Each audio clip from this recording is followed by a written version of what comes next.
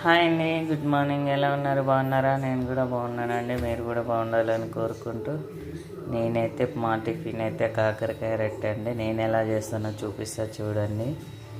ఇంకా కడిగి పెట్టుకున్నానండి కాకరకాయలని. ఇప్పుడు నూనె వేసి ఇలా వేయించుకుంటానండి. కొంచెం నూనె వేసి అయితే ఎల్లిపాయలు, కొబ్బరి, కారము, ఉప్పు వేసి దంచుకుంటాను.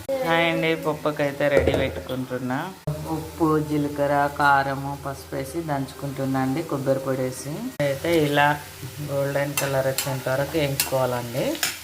నేనైతే మామిడికాయ పప్పు చేస్తానండి. దాని తోలంతా తీసేస్తాను. అదండి ఇలా అయినాక గోల్డెన్ కలర్ వచ్చినాక మంచిగా వేగినాక ఎల్లిపాయ కారం వేసుకొని కలుపుకోవడమేనండి.